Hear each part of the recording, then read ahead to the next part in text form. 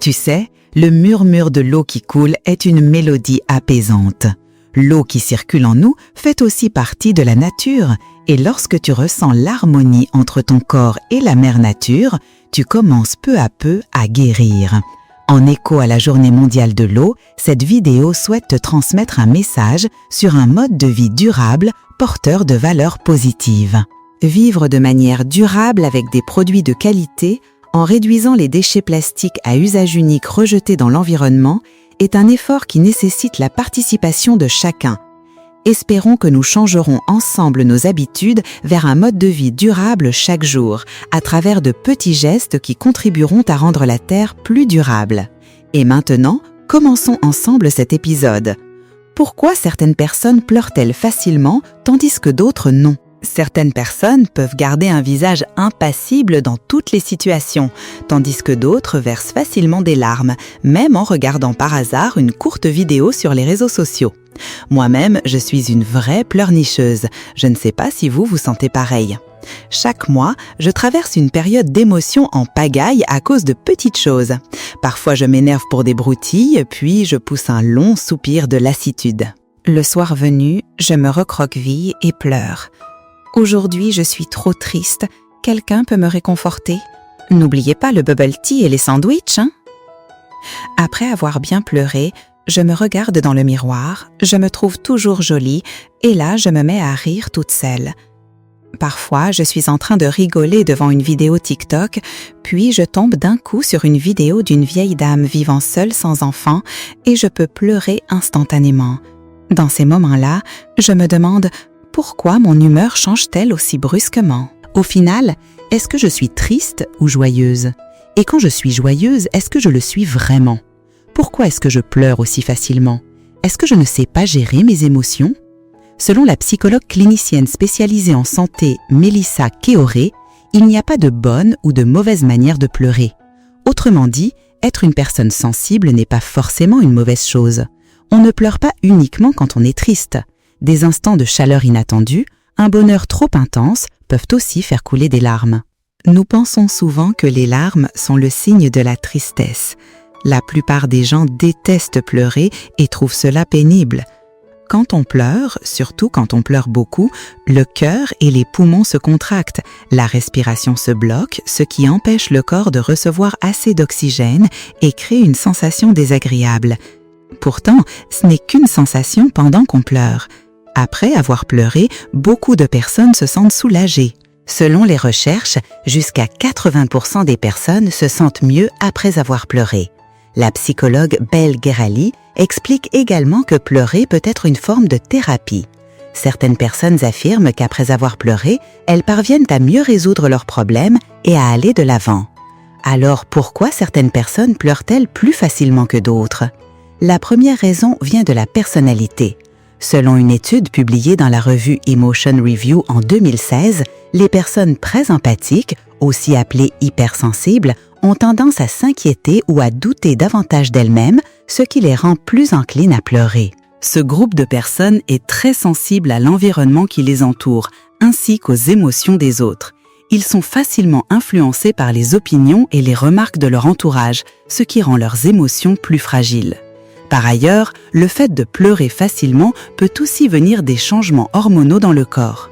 Le Dr Ganius de l'université Wellcome affirme que les hormones jouent un rôle essentiel dans la régulation des fonctions du corps, comme la sensation de faim, la régénération de l'énergie, les émotions et l'humeur. Tout changement hormonal, comme la période prémenstruelle, le postpartum ou la ménopause, peut rendre les femmes plus enclines à pleurer.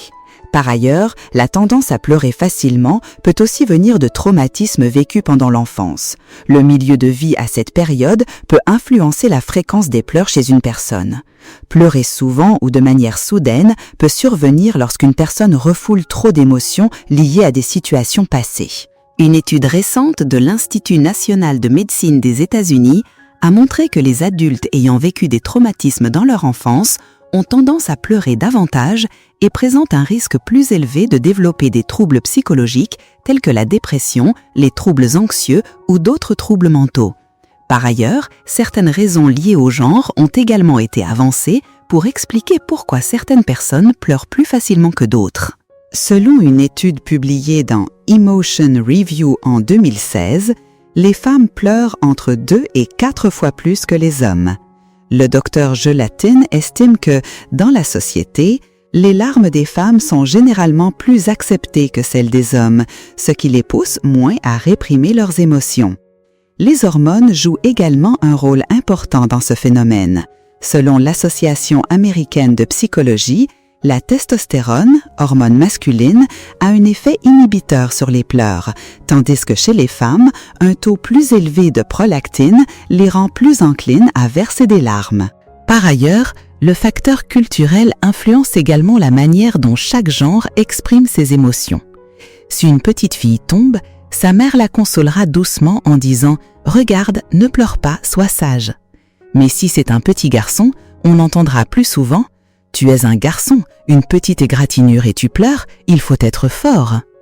Ces paroles, qui semblent encourager, créent en réalité une barrière psychologique, amenant de nombreux garçons à grandir avec l'idée que pleurer est quelque chose qu'un garçon ne devrait pas faire. Ainsi, avec toutes les raisons évoquées ci-dessus, nous comprenons sans doute mieux pourquoi certaines personnes sont plus émotives et versent plus facilement des larmes que d'autres.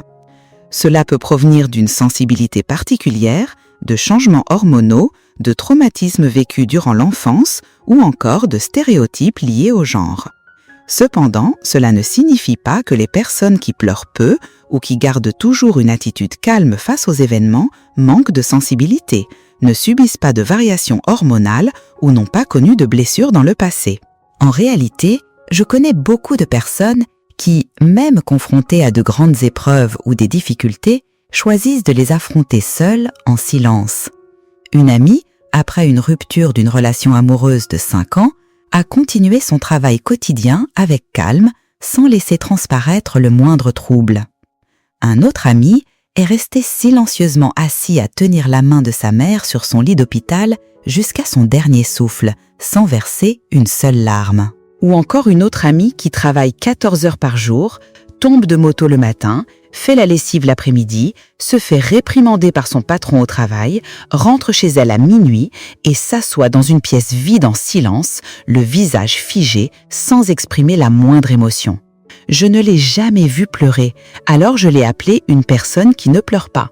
Mais en réalité, je ne savais pas qu'elle avait passé une nuit entière à pleurer, les yeux gonflés, les sanglots l'empêchant de respirer. Pourtant, le lendemain matin, elle utilisait encore une cuillère froide pour faire dégonfler ses yeux, se maquillait et affichait son éclat habituel. Je ne savais pas non plus que ce garçon-là ne pleurait pas, non pas parce qu'il n'avait pas mal, mais parce qu'il ne voulait pas que sa mère voie sa faiblesse. On dit que l'ouïe est le dernier sens à disparaître quand une personne s'éteint. Alors il a retenu sa douleur pour ne pas laisser échapper un son. Mais qui pourrait savoir qu'après avoir accompagné sa mère à sa dernière demeure, il était rentré chez lui, s'était assis dans la chambre de sa mère, avait longuement regardé une photo prise avec elle et avait pleuré comme un enfant. Moi non plus, je ne savais pas que cet ami-là avait traversé tant de choses horribles dans la journée, avait beaucoup pleuré, s'était même fait du mal, mais qu'à présent, il ne ressentait même plus l'envie de pleurer. Trop de pression accumulée avait engourdi ses émotions, ne lui laissant plus que le silence et la résistance. Avec le temps, il a perdu le lien avec ses propres émotions, au point de ne plus les reconnaître ni pouvoir les nommer. Ne pas pleurer est devenu un réflexe inconditionnel. Les enfants souffrent peut-être moins que les adultes parce qu'ils pleurent plus facilement, parce qu'ils sont plus spontanés. Mais les adultes, parfois à force de refouler, de se contenir, de tout endurer, deviennent peu à peu calmes, insensibles et fonctionnent comme des machines sans émotion. Il faut reconnaître que pleurer est un réflexe naturel propre à l'être humain. C'est aussi une composante essentielle du corps, tout en étant un point central dans le tableau des émotions humaines. Cependant, si tu pleures souvent seul, de manière soudaine, sans raison apparente, et que tu commences à avoir du mal à contrôler tes émotions, cela peut être le signe de problèmes plus graves. Le fait de ne pas pleurer facilement non plus. Ce n'est pas un signe de force, mais cela peut en réalité nuire à la santé mentale, surtout si tu t'efforces constamment de retenir tes larmes devant tes proches. Lorsque le corps est confronté à des émotions trop intenses, l'esprit prend le dessus sur la raison et les larmes coulent. Si la fréquence des pleurs augmente de manière inhabituelle, que tu ne peux plus contrôler tes larmes, ton humeur ou ton comportement, il est fort possible que ton corps subisse un stress excessif ou montre des signes de dépression. Le Dr Shaw explique que si auparavant tu n'étais pas quelqu'un de particulièrement émotif, mais que, soudainement, tu te mets à pleurer abondamment, à rire de manière incontrôlable ou à te fâcher sans raison apparente, il faut prêter attention aux troubles de la régulation émotionnelle. Cela peut être lié à des lésions cérébrales telles qu'un accident vasculaire cérébral, un traumatisme des structures nerveuses, une perte de mémoire ou d'autres causes. Chaque larme raconte une longue histoire que les autres ne peuvent pas entièrement comprendre. Les larmes n'ont rien de honteux. Si tu es fatigué, triste, alors pleure. Quand aucun mot ne suffit à exprimer la peine, les émotions peuvent s'écouler avec les larmes pour apaiser le peur. Mais j'espère que tu sauras observer tes larmes afin de repérer les signes de mal-être et chercher de l'aide à temps. Ne pleure pas seul et ne reste pas trop longtemps seul. Fais ce que tu veux, mais s'il te plaît, ne garde pas la douleur pour toi indéfiniment. Pleurer seul peut soulager, mais si la souffrance reste enfermée au fond de toi, personne ne pourra vraiment comprendre ce que tu ressens. Tu mérites bien plus d'amour que cela, et ces larmes scintillantes devraient couler pour des choses qui en valent vraiment la peine.